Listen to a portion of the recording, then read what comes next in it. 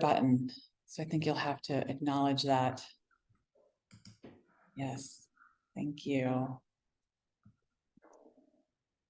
So a link to this conversation will go out right after the meeting to everyone who has subscribed. We've got many folks who are not here live today. Okay, Ruth.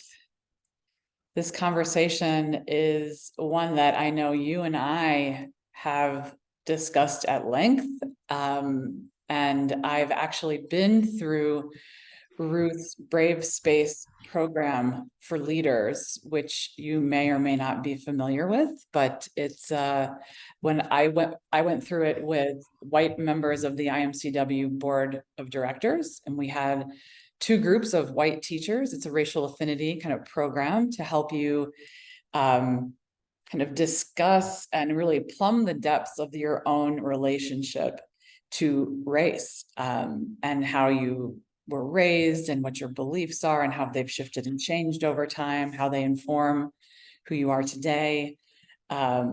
So I'm kind of quite familiar with Ruth's work from a personal standpoint as well.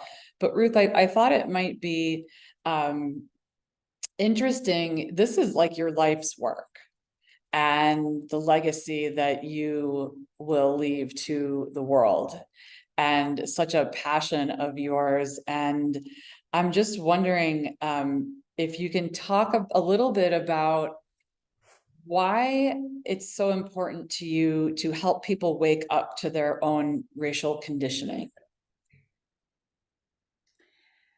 Yeah. It's almost like a repeat question for me that I've asked over the decades. It's like, why the hell am I still doing this? There is a bit of chronic fatigue, which is one of the hindrances that I talk about. That's a repetitive motion of, being in this offering. It's not like it's something I can't do. This is my life. This is my, um, um, yeah, I think my gift, it's my duty, I guess is another way to say it, to bring this. I mean, my training is, I'm trained as a psychologist. I've worked in corporate America, coaching leaders for many years. I left that work to pursue more integrative spiritual work, and found myself, because I designed learning programs, developing the variety of curriculum you see on the Mindful of Race Institute.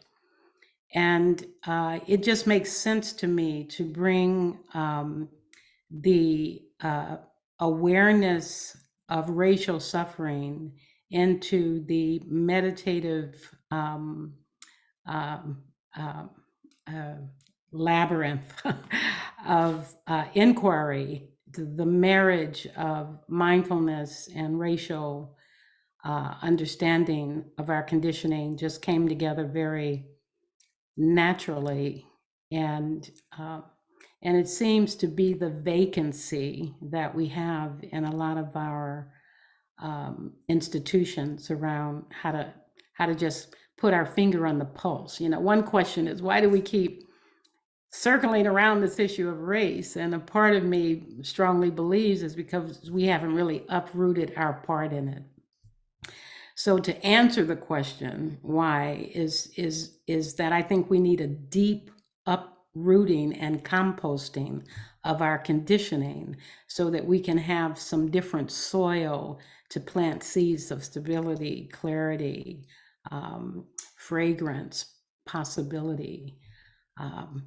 And so a lot of my history has, and my people have shown me how that's possible on one hand in terms of resilience and history and beauty, and just the birth of my life, from the privilege of me being able to sit here and even talk about this. So there's that anchoring in me of my ancestors. But there's also just what I see to be shapes and patterns of harm that I think we can just simply, not simply, but we must wake up to and change our relationship to. And nothing does that quite profoundly in my mind as the offerings of the Dharma, the offerings of these teachings that give you very precise instructions on how to deal with suffering. So I just feel like the opportunity and urgency of our times around race, and we can call it caste, we can call it a lot of things. The horrors of our time is certainly inviting us to take a look at how we've been conditioned, um, in terms of our response, in terms of our energetic, understanding that our actions plant seeds.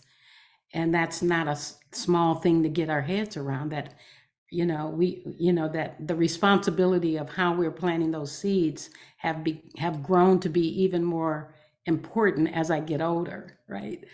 Um, how to use our energy, where are we having the most impact, what is our intention, what is our view entering into our examination, what is our vision of racial well-being? Is it to be right, or is it to be deal with the truth of things? Is it, so all of this kind of inquiry is important. Not that I have the answer, but it's important that we are deeply engaged in the inquiry, um, and that we are body to body when we're doing that. We're in proximity.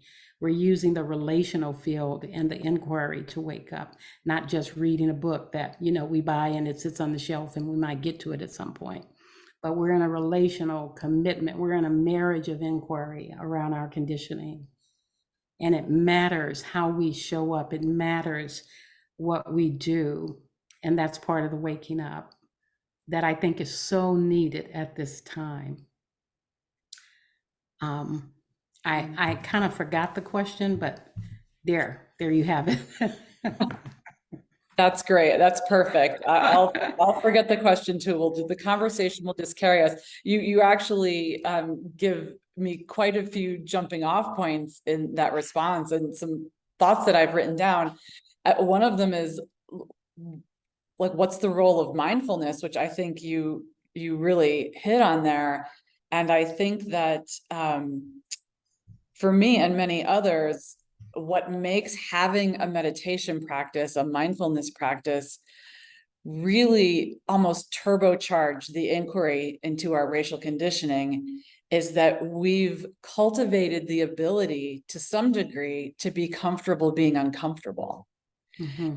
And so that at least even when we have the reflex to move away from what's unpleasant or what we don't want to see, we know we're doing it. Like Mm-hmm. that's I think, the gift and the curse of being mindful is that you can't not know that you're pushing something away. Mm-hmm. Mm-hmm. So it brings it so sort of out of the subconscious. Um, Yes. yeah, so that's I don't know. I think that just because we are aware of something, if only that meant that we could change it right then. Usually it's this slow process, it's like a dawning process, I think, where we realize, uh-oh, like as a white person, a revelation for me is, uh-oh, I thought I was a good person. Mm-hmm. And now I'm sitting and stewing with the reality of what sometimes my habits or reflexes or thoughts are. Mm-hmm. And I want to quickly move away from that into knowing I'm a good person, but I can't anymore because I'm curious. Mm-hmm. Like I've kind of cultivated that ability to look at what's actually there. And and then it goes off in a million directions from there as well. But I think, that seems to be a really important component. I don't know if you've had feedback from others or your thoughts on. Yeah, I could say that there's the curiosity I love what you're saying about, you can't like put yourself back in that same square when you've kind of become a circle. And what happens, especially in the brave space work, or when you are in a structure that guides you on how to stay curious because there's accountability associated with it. You know, where you are consenting to come back and look because other people are witnessing and learning from you and depending on your how you show up so that they can learn too. And so when you're in that kind of relational intelligence, if you will, where there's an intention around waking up to race and a structure that helps you walk through it, I think that's the medicine. That's a superpower if you have the structure in place. Because I've seen a lot of people come together because they want to know and they're curious, but they don't have a structure of knowing. So you can kind of ease in and out of that. But if there's a structure that holds you in the fire, and make no mistake, this inquiry has that fire element to it, because there's been such neglect around it being uprooted for so long because of comfort and the inability to sit with discomfort, that when you do commit to diving in that way, it could be quite a radiance that comes out of that fire as opposed to feeling burned. Yeah, yeah, absolutely. So I'm guessing that many folks on screen today and who will get the recording are leaders.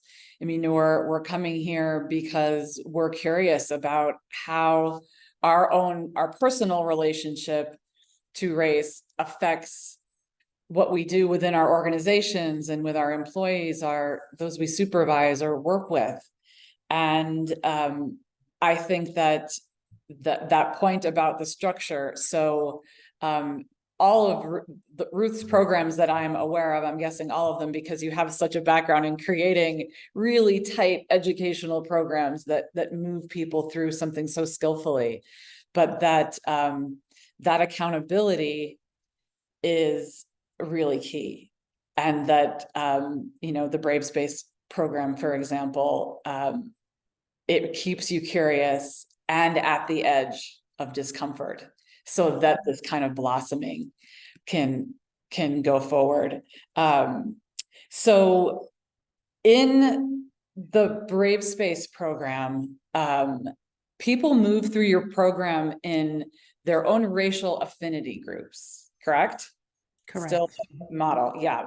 So sometimes I would get questions about that, like about well, why aren't we all discussing this together? Why can't we just, combine the groups? Why do we have to be sort of segregated into our groups of our own race? And I was just actually talking to someone about this yesterday, about kind of the gift of being in your own cohort to start with, so that you can plumb this stuff. You plumb your own junk without it like spilling out all over the place. So that in my group, the white people could really be honest about, wow, this is how I was raised. Isn't that interesting? Isn't that amazing? That I was programmed with this. I grew up and swam in this water, and this is where I am now. And I don't know, just being honest about that with everyone there with the intention to wake up. So it's not to leave it there, it's to say, well, how did that shape who I am today and how I want to show up in the world? Because as leaders, if we're not aware of our own the tensions, then our junk's going to spill out all over the place. Yeah. Consciously. I just going back to that question of you know why can't we just all get together and do this? Just to say that usually that question comes from white folks, right? So why can't we just all get along and get in the room together? And that usually comes from white bodied folks. And it's very tied to the structure that I talk about in the Mindful of Race work around dominance and subordination at the group level, and the conditioning around our individual identity and group identity. And one of the things I talk about as one of the hindrances is has to do with a lot of white folks are conditioned around being good individuals, and people of color are conditioned around group identity. And and a lot of white people don't realize they are part of a group identity, right? And that's the power of racial affinity group for white people, that they wake up to the fact that they are part of a racial group. The power of racial affinity with BIPOC folks is that we get to have our distinction within our diverse body of within our bodies of perceived sameness. We get to really look at how we are in fact have different rivers that's come to this. We're all doing the same work, but we enter at a different place. So white folks tend to have that question, why can't we just all talk about it? That's an individual perspective. I'm a good person, you're a good person, we just need to get together and talk about it. There's tremendous heartburn and hurt and rupture that happens when we enter into that conversation without a consciousness of us all being both individuals and part of racial groups. So we miss each other unless we've actually done some foundational work. Of course, all the work is important. My hope is that we can all get in a room with less and less harm that's happening. And sometimes we don't have the luxury of not getting in the room altogether. But I think the work in affinity group is reducing that harm. It's ripening our understanding of how we show up and how we impact. It's helping us discern how we are perceiving situations because we understand our racial conditioning. It helps us be more choiceful in terms of, are we ready to speak, or am I feeling knee-jerked in the speaking? Or so it provides a certain inner strengthening around choicefulness.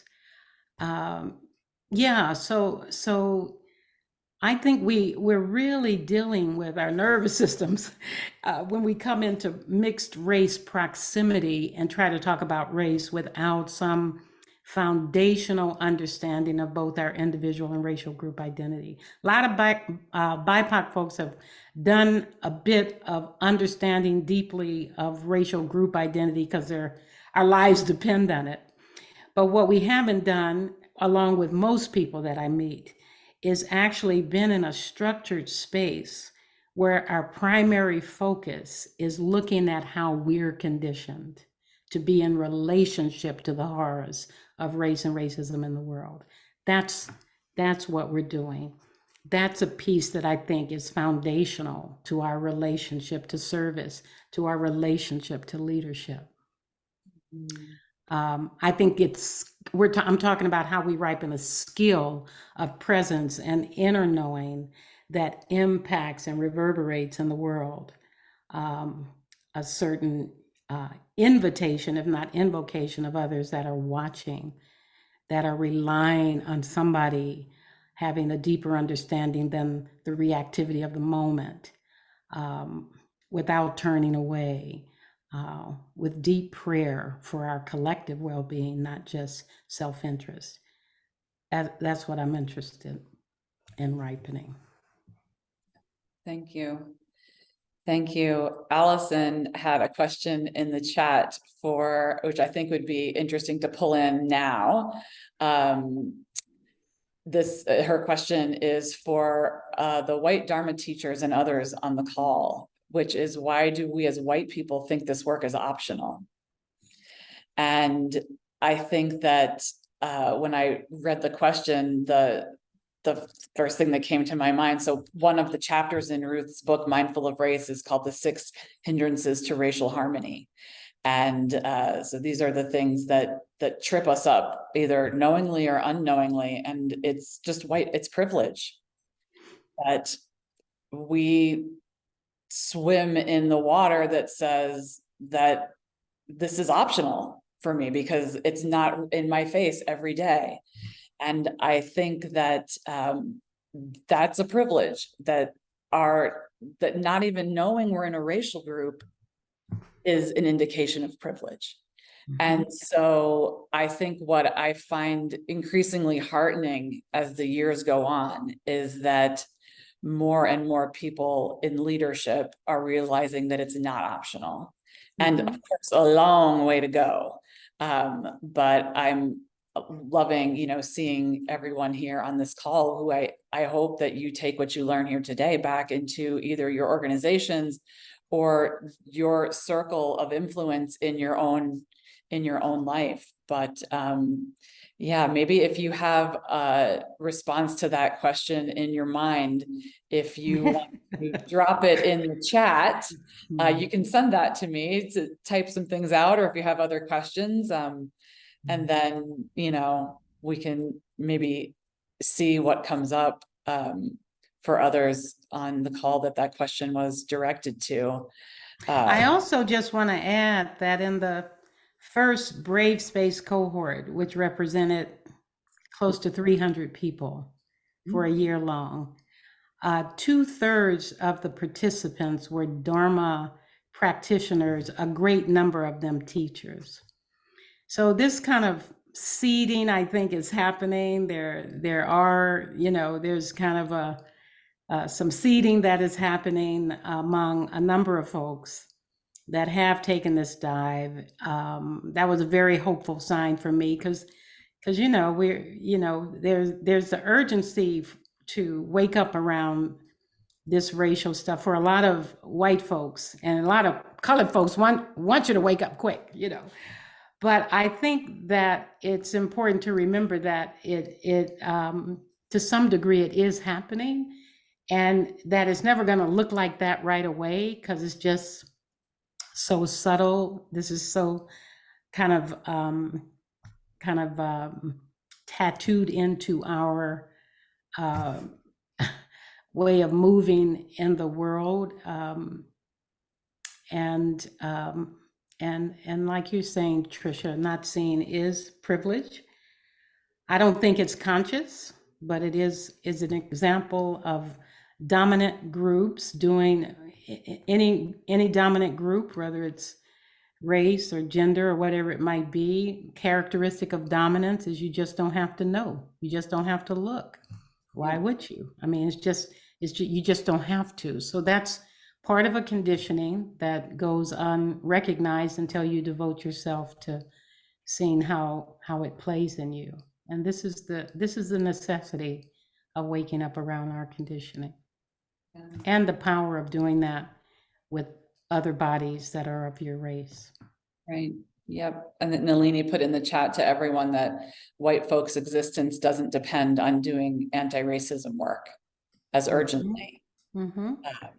Yeah, that really kind of that really is a beautiful way of acknowledging just the harsh reality of that. Yeah.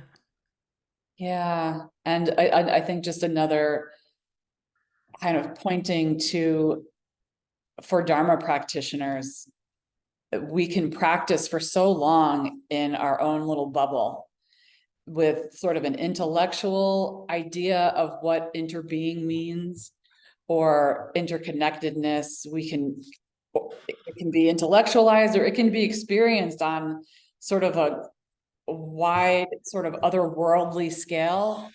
But this work brings it into the nitty-gritty of everyday life. What does it mean that my life might depend on it too? I see things clearly. So yeah. Yeah, I think you have to be, there's a teaching in the Dharma. I'm not sure I can put my finger on it, where the Buddha is saying, you have to be interested. You must be interested. You must apply energy and effort. You must think about what you are trying to do.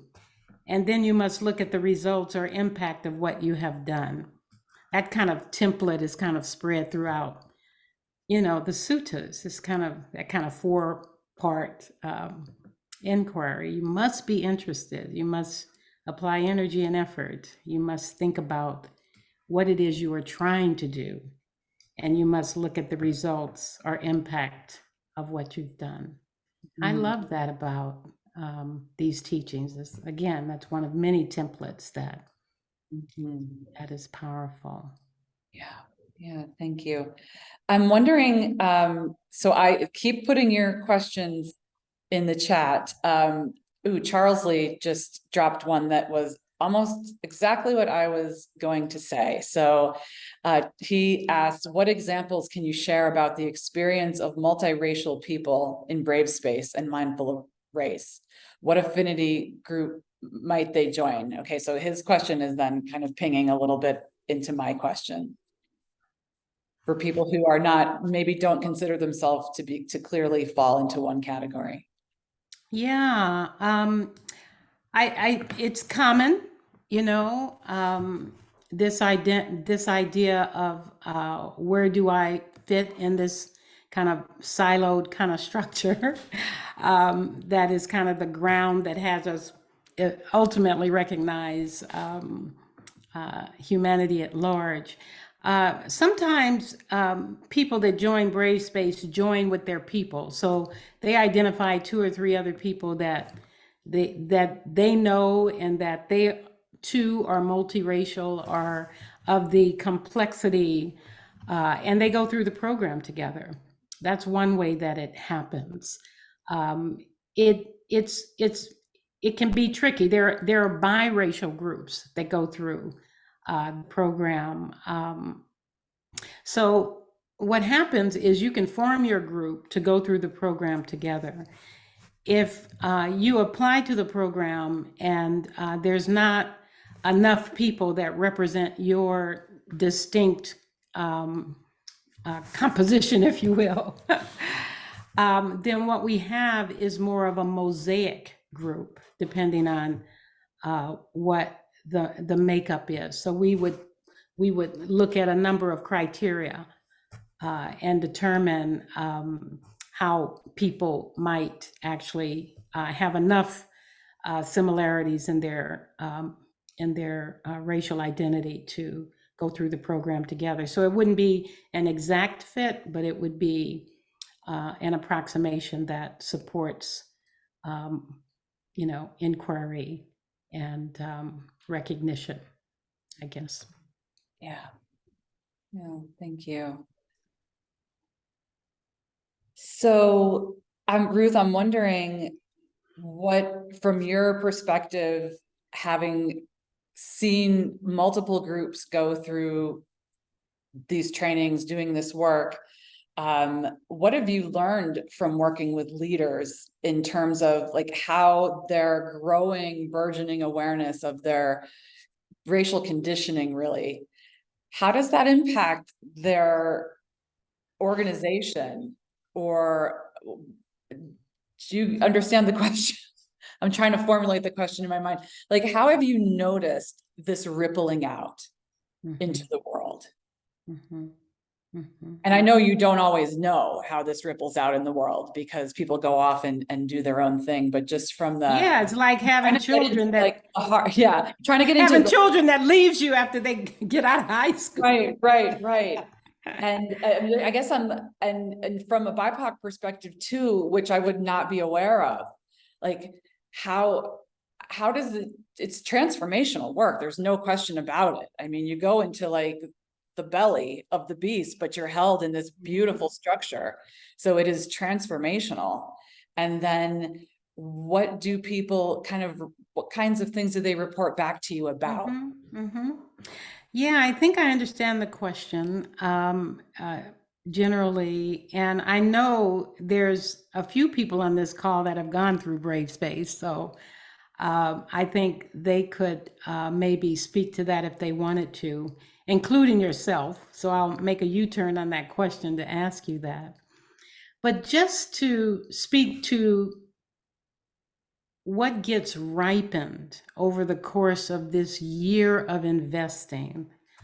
Because a lot of my work, I mean, how we respond to social issues out there could be so many streams that lead to the ocean. I mean, so many ways that happens. So many subtle ways and profound ways. You have artists, you have writers, you have teachers, you have activists. I mean, there's just so many rivers. You have parents, you have people, you have monks that are sitting in deep prayer. And I mean, so many ways that we end up doing whatever we do with our understanding, doing what we must actually. What becomes real clear is one of the jewels of going through this kind of awareness, as you were saying earlier, Trisha. You can't kind of go back to whatever your notion of normal is. But I think fundamentally what happens is our perspectives broaden, our hearts open, our choicefulness deepens, our recognition of ourselves and everything we see gets clearer.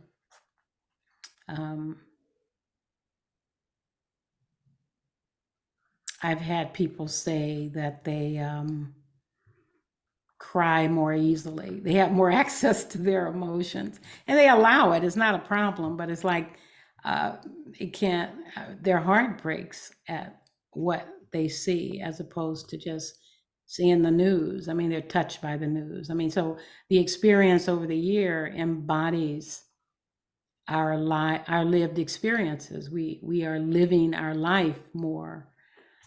There's an amplification of our lives that's a little louder, more vibrant. We're more sensual in that sense. Going through an experience, a relational experience for a year with a group of people that we thought we know, but then we deepen in our knowing. It's like, what a metaphor for life, right? What a metaphor for understanding white identity or Black identity in terms of our collective stability in our response to what must be done, right? We've been fortified by each other. We get it. We get the different ways people can respond, the different ways people hide out. We get it. We're present to it. We're not turning away from it. We're not as reactive to it. These are some of the things that I hear that people feel like they touch into more going through going through the training. And there's some people that just get nothing out of it. It's like, you just purposely upset me the whole year and I don't even know why I kept coming back. That doesn't happen a lot, but I mean, all that's a part of it too. We're all in our path. A lot of what happens in this program doesn't happen until the program is over. So some of the insights start popping, or it's like, oh yeah, it's kind of like, because of the Dharma practice, my relationship to death has changed over the years. Do I know exactly when that happened? No. But when dear ones pass, I notice that my heart is more present, and I'm not as depressed about it as I used to be. I don't know when that happened, but I think it's kind of the result of a devotion to a practice that is bigger than my own, self-interest. There's something about that. So we're learning how to see race from that perspective, that it's not about just you. It's about your relationship to a social order that's morally grounded in non-harming and compassion. I mean, how do we get with that in a real way, in a daily way, in a leadership, in a service way? So Right. Yeah. Thank you. Thank you. That's it's difficult to really describe the transformational aspect of doing the work with you versus, speaking for myself, doing the work in other like employment situations where we're having a diversity training, for example. And we have a comment that says, I found that anytime I'm in an affinity group of white people talking about race, the group dynamics sort into a situation of people wanting to prove that they are best at being racially aware. And these are white people. It seems to be a case of white people blowing through their discomfort and choosing a scapegoat within the group. And it's such an interesting, I have also experienced that, and I didn't experience that in your program because of the scaffolding that you set up so skillfully. That, I mean, I was kind of, so in the year program that I did, every month, the way to hold your group would come through, and these are what we're talking about, these are the questions I want you to explore. And they really prevented that, because you do so much work with creating not that everyone becomes best friends in these groups, but there's a safety net that's established. And maybe you could talk about the importance of that, the beginning of the work being important. Yeah. Creating that really defines how the group moves through the program. Some of your programs, like Ruth has a program coming up, is it next week, the 17th to the 19th? That's like a weekend kind of online training. So there's different formats. It's not all like you have to go through for a year, and we'll give you more information about that. But if you could speak to like the beginning of creating that group bonding. Yeah, I'm glad you asked that, because I kind of go back to the Dharma in a way. This program is very informed by the Dharma. You know, the scaffolding and the Dharma is kind of my ground in many ways for this programming. And when you think about our insight meditative communities, you know, what I see, and I've been in them for a long time, maybe not as long as some of you, is we got the Buddha, the Dharma, and the Sangha, right? The Buddha and the Dharma is what we kind of get when we go on retreats. We get the instructions, we learn about the Buddha, we learn about the teachings, we sit. But the Sangha is like the stepchild of the three, you know. The minute we open our mouths, we really start to see what the lived experience of being in community is. So in my mind, Brave Space, especially with its focus on race, is addressing the Sangha element of our teachings, and is calling us into an awareness of how our practice lives in the relational field. So the Brave Space is called the Racial Affinity Leadership Development Program, and development is key, because over the course of the year, we're graduating through stages of group life that mimic our lives in the world, right? So we're in the world, we're always in a context, we're always in some kind of structure. We enter into it, it was pre-existing often, whether it's our work, our families, a relationship, we kind of enter into a context. And if we're not aware of understanding context, whether it's Sangha or whatever it might be, if we're not aware of some of the ways that gets constructed and culture and power dynamics and dominance and subordinated dynamics, group dynamics that are at play, who's talking more, who's not, all of that. In Brave Space, you learn how to recognize the play of group life so that you can see what your relationship to that is, because oftentimes it's unconscious, but we're still playing it, but we're not aware of our part in it. So we learn how to go through an intentional awareness inquiry each month of shifting from, okay, this is my racial conditioning over here. Now let's look at how we are as a body together. How does it feel being together talking about this work? And all groups are asked this, not just white folks. I mean, everybody that goes through the program is given the same set of questions, the same set of everything. But we have to look at, how are we doing ourselves? Who am I and who am I with you? And how are we impacting the world around us as leaders? So that's Sangha building. That's That's an examination of a collective nervous system and the subtleties that come up. And you need a structure for doing that. Otherwise, you get pissed off, it feels personal. If we don't understand group context, a lot of our experiences can feel very personal, and they're not, they're more than that. So we have to attend to that. We have to get educated on how to see how that plays, because we're always in a context. It's not just interpersonal. It's deep. It's deeper than that. Yeah. Thank you. So I'm looking at our time and realizing that it might be, there might be some questions out there around the different types of, like, what's the difference between mindful of race and brave space? Like the mindful of race training that's coming up this weekend. Could you describe, or it's a couple weekends from now. What's the like, what are the difference in the programs, and are there different options? Because some of us might want to encourage groups that either we are the supervisor for, or maybe bring the idea of this into our workplace. Or even, I know that many people bring together a friend group, go through the program. It doesn't have to be employees, but what are how would you describe the different things that you offer? Well, the Mindful of Race 101 training is a prerequisite actually to Brave Space. You don't have to go to Brave Space, but if you're going to do Brave Space, Mindful of Race 101 is required prior.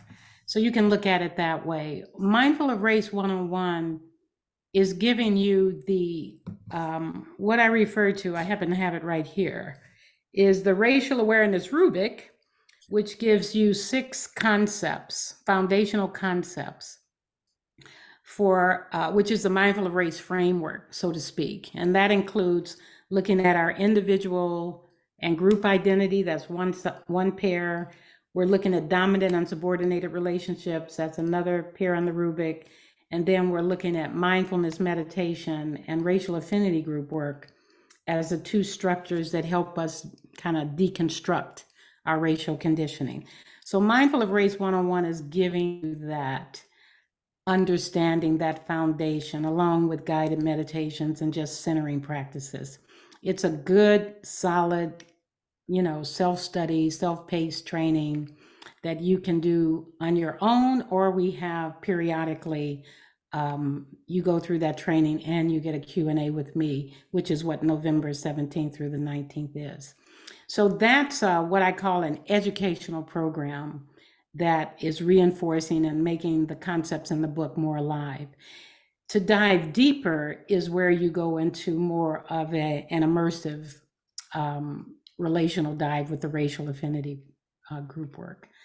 And there's a lot to say about it. It's all spelled out on the website. You can check it out. But that's the distinction. One is information, the other one is integration. One is education, the other one is embodiment. So we're trying to just get our flow going on. We just have to get that this is just not quick work. It's a slow infusion, and we need structures to help us do that well, I think. Thank you. Adrian has a question. How would the program support leaders in supporting their sanghas, people of color and non-people of color, during this world crisis right now?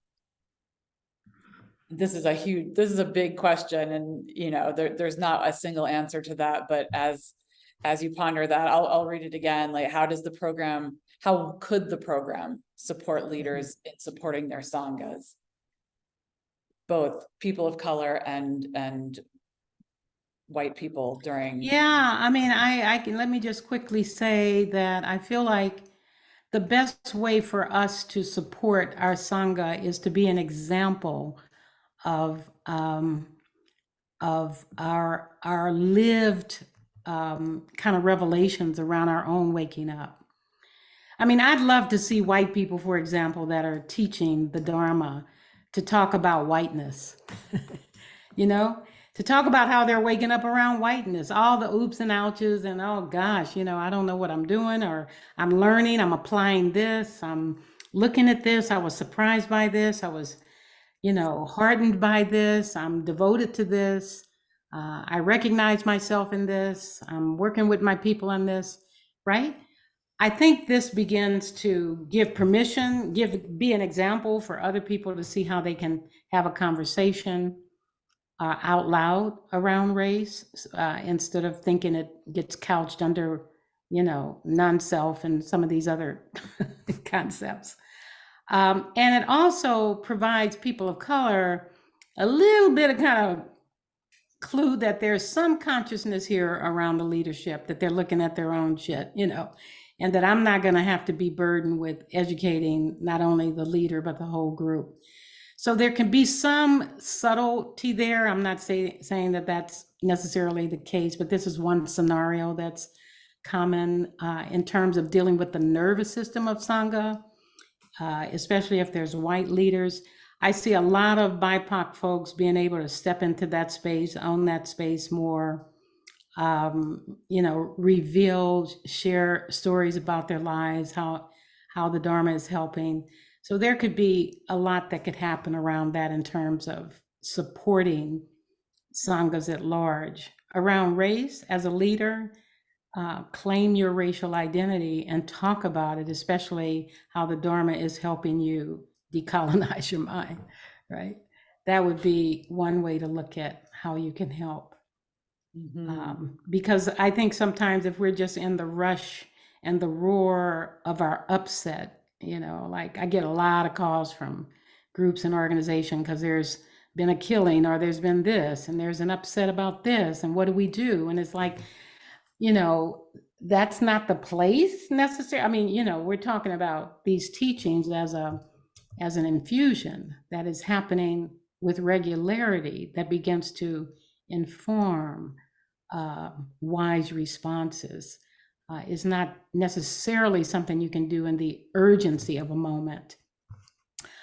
It's not impossible. I mean, don't take this too blindly, but I'm just saying we need to rest in the river with our practice around these issues so that when the charges do come in, we've got some inner strengthening that we've been devoted to, that we call on, that's available and real to us and caring. So Yeah, and I think that part of that question was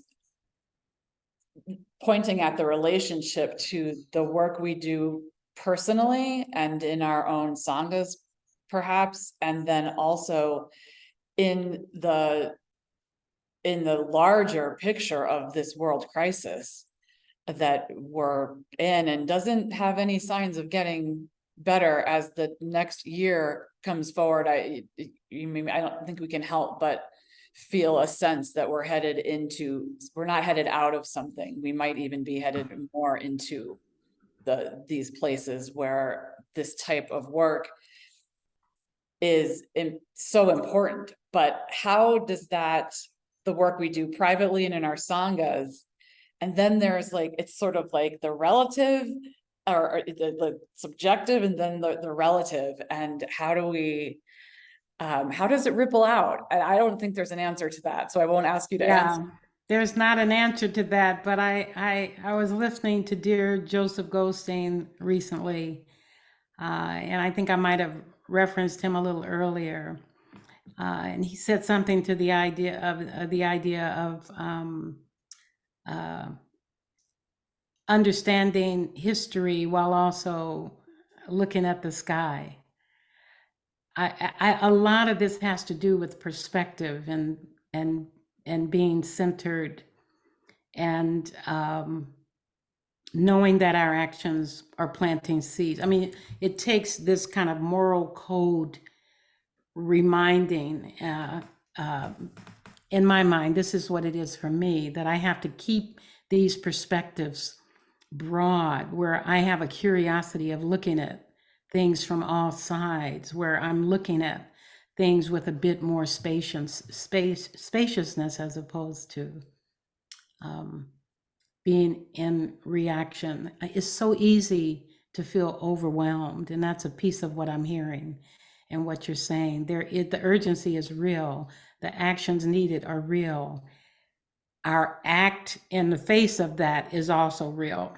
So, uh, doing our best to bring to our response as leaders. People are watching. They expect, you know, um, us to be examples of the goodness of our practice, the goodness of our service. We want to be talking about what it's really like to do this.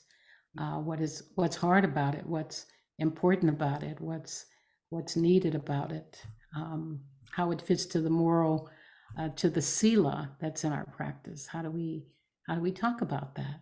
We must talk about it. We must deal. So yeah, I think maybe that's as enough on that for now with that question. I just think it is big, and uh, it's gut wrenching. It's a lot of things to think about, the magnitude of our times, and what we must remember is the beauty of this practice, and that the Buddha was an example, as many other spiritual leaders have been. And we can call on that, we can lean on that, we are that. And we can call on, our ancestors. I mean, I had a trip to the civil rights, we took a civil rights road trip down to Montgomery. And I mean, we just need to remember these things in order to be fully present, vibrant, and in service to a collective wellness in this world. Absolutely. Buddhists don't talk a lot about faith, doesn't come up, that notion of faith, but I tend to come back to that frequently, because we're doing this work now. And if we didn't have a trust that it was rippling out, it would make it harder to persist. So it's sort of like there is an element of faith that what happens in our own heart, and then in our own house, and then in our own community, that there is something we can't really pin down, something ineffable that Yeah. to doing this work. I was sharing with you, and I'll be quick because I know our time is tight. Before we got started, Trisha, was this very beautiful recording by Ta-Nehisi Coates, who's just back from Palestine, who was talking about his journey there and what he saw and what he understood and what he recognized. And what was so beautiful is just how clear he is on the context of things, right? And how he could see so many sides of the issue. And I think it's I'll send you that quote because I'd love to share it with folks here, just so you can see an example of somebody who placed themselves in the context, but also brought himself and his history to it, an understanding of it, his ancestors, all of it, and a recognition of Palestine and the conflict as he saw it. So it's a beautiful example of leadership, an example of tenderheartedness, and of the need for us to really know our impact on the world. So. Thank you. Cindy's asking if they can have that link, and we will send that out to you. I'm out of town right now, but I'm gonna probably on Tuesday, you'll get a follow-up to this, and I will be sure to include the Ta-Nehisi Coates quote, the link to that in there, as well as some other information on Ruth's programs. So Ruth, do you want to, thank you so much. I think if you can't see the chat, everyone is thanking you so much for being. I'm so delighted. Do you want to close us out with a little dedication of merit, perhaps? Yes. Thank you so much. And just full gratitude to our ancestors, to Indigenous folks, to these teachings, to the land, to our goodness. May we understand and remember that we belong to each other. And may our thoughts and actions reflect the world we want to live in and leave behind. And offering many blessings of our good-heartedness, may it be shared in all directions and fully. Thank you so much for your time. Thank you. And thank you everyone for being here this morning and for those who will be viewing the recording later. All right, everyone, have a great day. Take care. Bye. Bye, Ruth. Bye.